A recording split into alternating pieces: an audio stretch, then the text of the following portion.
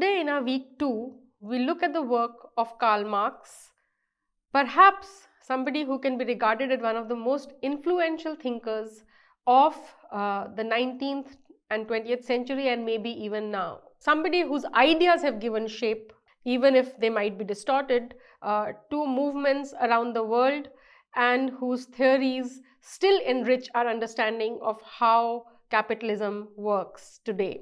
I have up here a mural in Mexico City by famous Mexican artist Diego Rivera, showing the history of Mexico with Marx right there. Even though it's a large mural, I've zoomed in to this part, but you can see the central role Marx is playing even here in a depiction of Mexican history.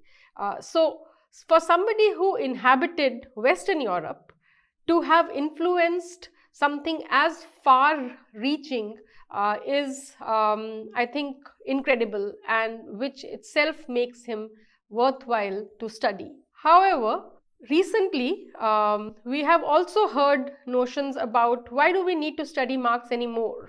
He wrote more than 100 years ago, capitalism as a system has pretty much taken over the whole of the world. The Soviet Union has collapsed. We've seen the fall of the Berlin Wall on November 9th, 1989. In this image, you see, this is from China, where you see McDonald's right there in the image. It appears to be very much a consumer culture. There is a large amount of private property ownership in China. So what remains, and why do we need to study Marx?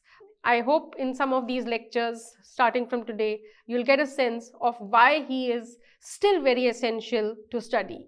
Right here, I have a quote from the Communist Manifesto, where contrary to popular belief, you see that Marx in fact predicted this spread of the capitalist economy. I will read out this quote. The need of a constantly expanding market for its products chases the bourgeoisie, the capitalist owning class, over the whole surface of the globe. It must nestle everywhere, settle everywhere, establish connections everywhere.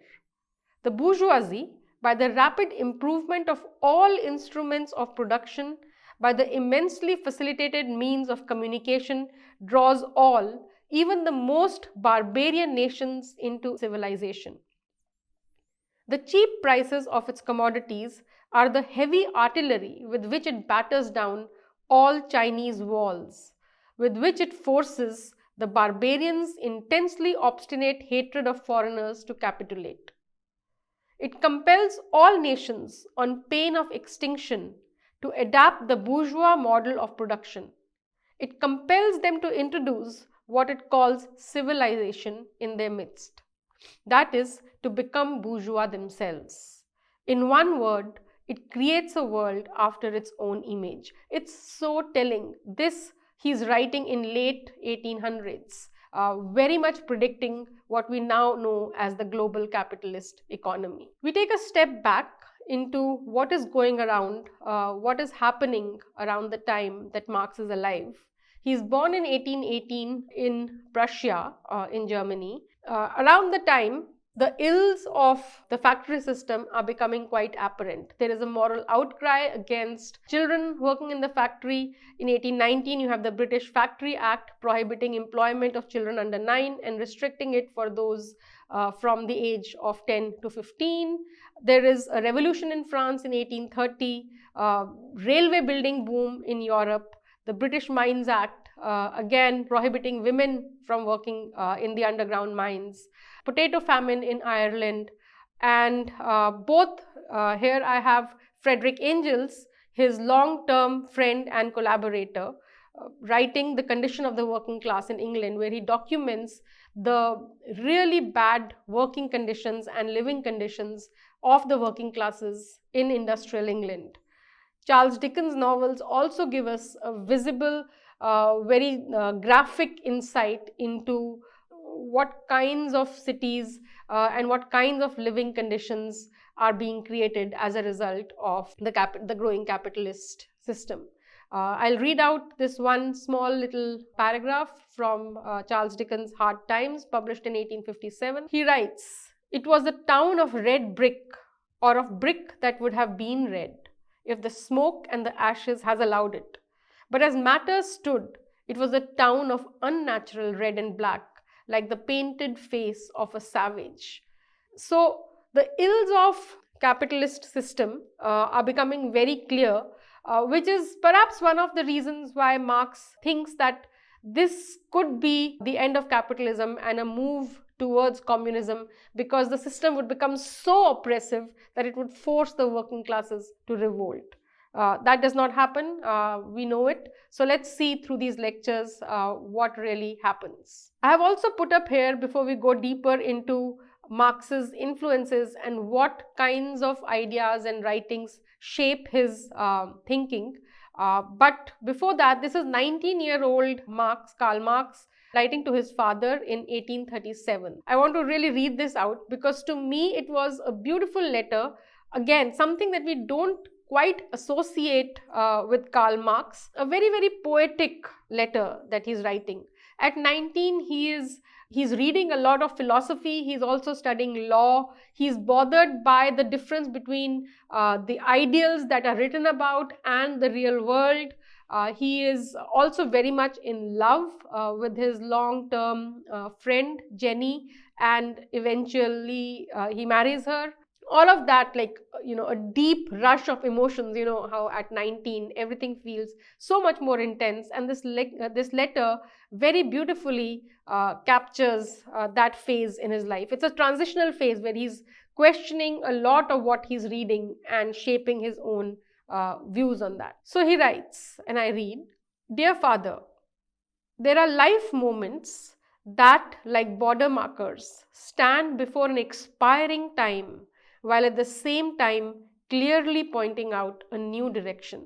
What a beautiful way to say that, I'm thinking in different directions than what I did. Expiring time. In such transitional moments, we feel ourselves compelled to observe the past and the future with eagle eyes of thought, in order to attain consciousness of our actual position. Indeed, world history itself loves such looking back and inspection, which often impresses it with the appearance of retrogression and stagnation, while it is really only sitting back in the easy chair in order to comprehend itself and to intellectually penetrate its own activity, the act of spirit. He's very much influenced by Hegel's writing also at this point in his life. Hegel is in fact a hugely powerful, influential, though he no longer is alive, his ideas dominate the thought of the day. Look at the last line that I have up here. It's a longer letter and it's available on the Marxist Internet Archive, and I really encourage all of you to go back and read it fully. It's a longish letter. I will end with this last few lines here, because I just found them to be very poetic, very much giving us a side of Marx. For Marx, many scholars say that there is a young Marx and then there is an older Marx. Although there is a seed of some of the same ideas, such as alienation, the emphasis on the material, real world, even in the younger Marx, but you see how they develop as he gets older and more mature in his thinking. So this sentence, "The individual, however, becomes lyrical in such moments of transition. For every metamorphosis is partly a swan song, partly the overture of a great new poem that strives to win a pose in blurred but brilliant colors." What vivid imagery he's evoking in this letter. I greatly enjoyed reading it, and once again, I really urge you to go back and read it on the Marxist Internet Archive.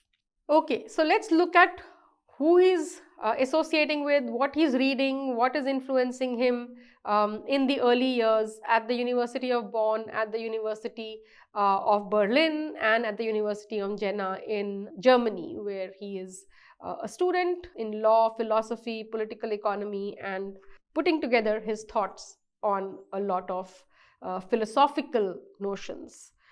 The early Marx is also very much a humanist, as you might have guessed from the letter that I read out. And the later Marx becomes more of a scientific socialist, social theorist who uses logic to explain how capital moves and works. So here, while in college, he gets associated with this group called Young Hegelians, mainly Ludwig Feuerbach and Bruno Bohr, who are also both his teachers and have been students of Hegel, but are also friends. He hangs out with them and looks at many of their ideas, which either he eventually takes or he rejects. So the young Hegelians draw from Hegel, but they also are critical of Hegel. They're critical of Hegel's overemphasis on the notion of ideas or his idealism. And both Feuerbach and Bohr really pay attention to religion in the lives of people of the times.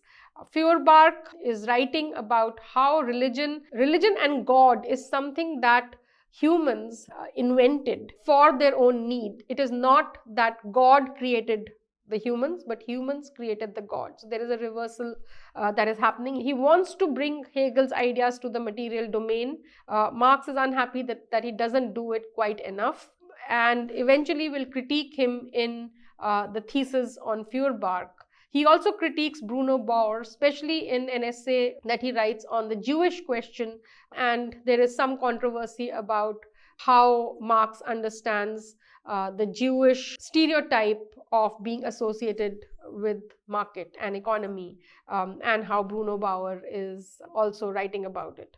So, having said that, largely he's reading all of this and he's framing his own opinions. But he is very critical of the philosopher's overemphasis on ideas. He writes in the critique to Feuerbach, he writes, "Philosophers have only interpreted the world in various ways. The point is to change it." He wants philosophy to come to the real world, the material world, and to actually effect change. He doesn't want a philosophy to sit out there in the realm of ideas and just kind of keep discussing and debating ideas amongst themselves. He says that has no impact. The point is to change the world. So he's very much a revolutionary even then. He's very troubled by the philosophical notion that somehow political emancipation will bring human freedom, whereas he notices in the real world that it does not. So he's asking, why does political emancipation not lead to human freedom? And one could say that maybe it was this question that compelled a lot of his thinking throughout his writings. This quote is on his grave in England, along with the other famous quote from the Communist Manifesto, "Workers of all lands unite." There are not that many memorials to Marx, but this is one. I also showed you the one in Mexico City, the mural. So coming to his influences, Hegel here, he's also reading a lot of Hegel when he's a young student in Germany. And while he rejects Hegel's primary idea that history is a movement of ideas, and it's these shifts in ideas through which history moves forward. So Hegel has a very dynamic view of history, and Marx adopts that. Hegel did not use the term dialectics, but after him, several scholars have used it to explain the kind of dynamic interrelationships that Hegel is talking about. And so I will also use the word dialectics here. He also did not use the word thesis, antithesis, and synthesis, but it allows me and others to explain his ideas with a little more simplicity, and so for the purpose of this course, that is what I will go with. So Hegel writes that there is a thesis. He also sometimes uses the word being, and then it comes face to face with its opposite, or it comes face to face with an internal contradiction that is also necessary for this to exist, because for a being to exist, there also has to be an idea of nothing to exist. Only then do you understand the meaning of being. So when the thesis and the antithesis come face to face with each other, and the thinking can move to a higher realm, then a process called sublimation happens. Sublimation is an interesting term because it refers to both an eraser and an incorporation. So the thesis will get erased by the antithesis, but it will also incorporate the thesis and the antithesis, and a synthesis of the two will emerge. Now, this synthesis will for some time become the new thesis until a contrary idea, yet another antithesis comes in front, and then they have to resolve each other. So it is through these shifts in ideas that history moves forward. We see some of this thinking in the way Thomas Kuhn explains paradigm shift much later on, but for now, I hope that this dialectical, dynamic way of history moving forward is clear. We'll come back to it in our lecture on dialectics. All right. So Marx moves around a lot. He has revolutionary ideas. They don't quite go well with the various governments. After getting his PhD from Germany at the University of Jena, he moves to Paris because he realizes that there is perhaps more freedom in France than is in Germany at the time. He's also too much of a contrarian to have gotten an academic position in his time. And so he takes on writing. In France, he comes across several revolutionaries and gets very influenced by what is often called French socialism or French utopian socialism. So these are the ideas of Saint-Simon, Charles Fourier. He also studies the various revolutions, including the 1789 French Revolution, but also the subsequent protests, the mass movements, the revolts that have happened in France. And he has great hope from France in terms of the possibility to bring about a revolution.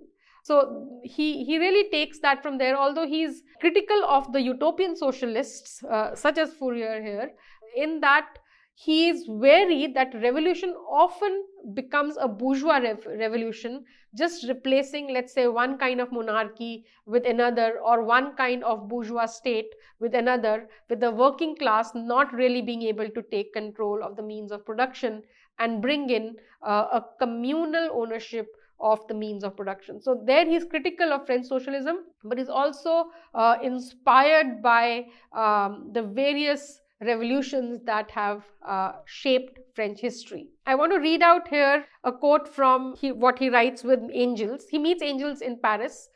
In fact, in one of the slides, I have an image of the cafe that they both meet, and Engels is at the time finishing his Conditions of the Working Class in England, and he shows some of his writings to Marx, who is very much impressed by it, and there begins in Paris what we know as a lifelong friendship and collaboration between the two.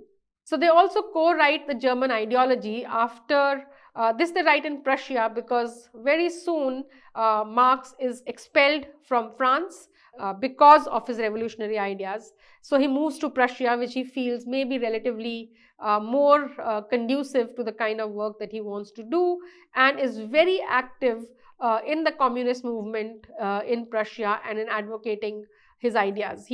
He and Engels write the German ideology there. They're commissioned to write the Communist Manifesto, or the Manifesto for the Communist Party, which eventually is published in London, and we'll see more about it in the next few slides. But for now, I'll read out this small paragraph from German ideology, talking about his, what he's learning from the French socialists. He says, for the production on a mass scale of this communal consciousness, and for the success of the cause itself, the alteration of men on a mass scale is necessary.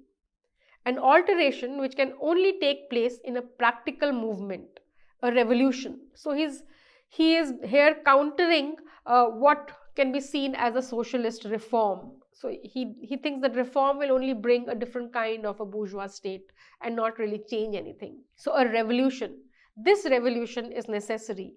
Therefore, not only because the ruling class cannot be overthrown in any other way, but also because the class overthrowing it can only in a revolution succeed in ridding itself of all the muck of ages and becomes fitted to found society anew. It is society that has to be found anew in order for any significant change to happen, is one of the core beliefs of both Marx and Engels. All right, moving on.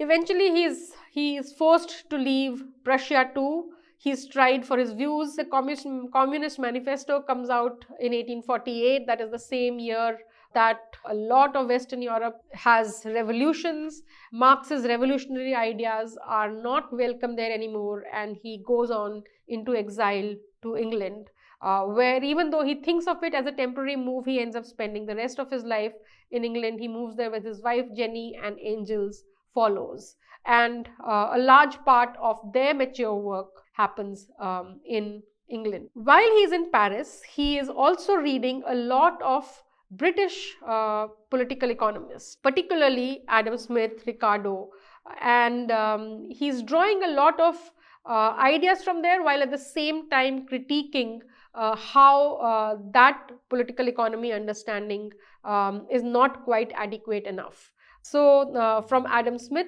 he agrees with Adam Smith on the idea that human labor is the source of all value. He also agrees with Adam Smith on the idea that the division of labor that characterizes capitalist economy has enhanced productivity. Although Marx also is largely critical of the way Adam Smith presents it, he in fact reads the division of labor as something that has caused alienation in society. One of our lectures this week will be on Marx's notion of alienation. So for him, Adam Smith is more of a apologist for capitalism, because his Adam Smith's book Wealth of Nation, one of the most widely read, it's a thick book, where he tries to answer the question why some societies become prosperous whereas others fail. So that's what Adam Smith is trying to write about in The Wealth of Nations. And I have a quote here. He writes, "The greatest improvement in the productive parts of labor and the greater part of the skill, dexterity, and the judgment with which it is anywhere directed or applied seem to have been the effects of division of labor." So Adam Smith is also very much of a individualist, in the sense that he has this idea that even if everyone in society works in self-interest, the society will somehow balance itself out, and what will come out would be a collective good. He's also famous for his idea on the invisible hand, quite often quoted in capitalist texts to justify free market capitalism. Marx is very critical of that notion of self-interest, because according to Marx, what one needs for revolution is a coming together of the workers, not working towards self-interest, but working towards the collective good. And I just put up here the image of Communist Manifesto, a work which most people associate with Marx. It's a small little text where he is critiquing how the capitalist economy produces these different classes, and he's talking about that all world history, where he's inverting Hegel's idea. All world history is in fact a struggle between social classes. The famous lines, "Working men of all countries unite, you have nothing to lose but your chains, you have a world to win." However, this is it's more like a propaganda pamphlet that he writes for the Communist Party. His very serious and work which comes out of his scientific and logical understanding of the workings of capital is Das Kapital, which we will be looking at in this class. I just put this up here to show how the different ideas shaped Marx. We've spoken about Hegel, Feuerbach. We also spoke about other young Hegelians, Friedrich Engels. It is said that early Marx wrote in very much of an obscure language. He was speaking to the academic philosophers, and only after he meets Engels does his prose become much more for the general public.